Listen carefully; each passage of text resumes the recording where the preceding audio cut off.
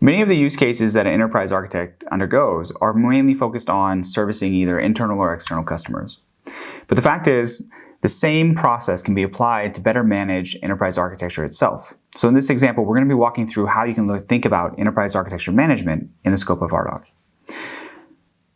We're going to use a little variation on some of our other best practices around modeling people and skill sets in the form of capabilities, looking at the people, the departments, the initiatives that are ongoing within those departments or people, as well as things like decision records and capability modeling.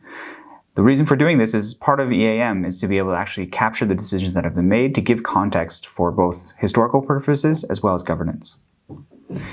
Let's take a look first from more of a chief EA overview type of situation, where we're looking at dashboards to understand how is our coverage. So when we think about enterprise architecture planning, we need to know what coverage we have across our technical domains and whether that meets our threshold of coverage that we desire. Not every technical capability is going to be created equal, so you want to be able to drill down into that and see how is that coverage happening. Basically, to do this, what we've done is map the people to the skill sets or the technical capabilities they're an expert within. And you'll see that in just a moment. We also can use this aggregated overview to look at things like what projects are undergoing, what are they impacting, when do we have ADRs coming up or architectural review boards coming up, and on what projects are those going to be applied to. One of the biggest challenges, though, in enterprise architecture is bringing visibility into what the team can do and what services they can provide. So the first aspect is, can I quickly find, as a non-technical user, an overview of who is even in enterprise architecture and what does this group enterprise architecture team actually do in the organization and who do they report to? So in Discover, we have this lightweight interface in order to actually give the users the ability to quickly search and find this kind of information. Here they've searched for group enterprise architecture. Maybe they heard about it in a meeting or a kickoff and they want to know more about it. They quickly get an overview of how it places in the org chart. They can see it reports to group IT.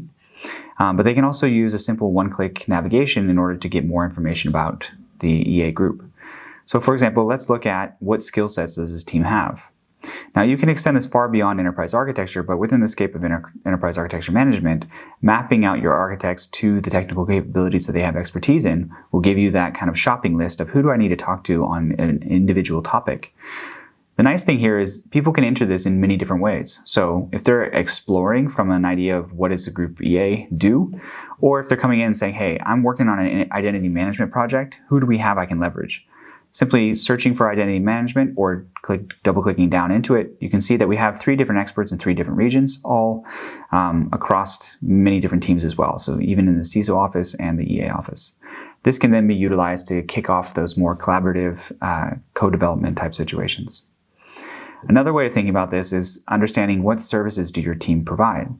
So a simple viewpoint highlighting the EA services provided can give external non-EAs clarity into what they can get from you. So maybe you need support in architecture assurance, for example. Double-clicking into that, we can see not only what does this entail, we can also see the process behind it. So if I need to make a request, what's going to happen to my request? How do we move forward? And what different phases are there within that? This documentation, again, is just bringing clarity into how we work together and how we can collaborate. You can also see that we've actually embedded a service request. So the great thing about the configurability of Ardoq is you have the ability to request services in the same way you would have the ability to request information. So on this services request, we can simply have a simple survey. We can say what the request is about. It's about, building out a chatbot, for example, and that'll then create a broadcast workflow in order to notify the appropriate people.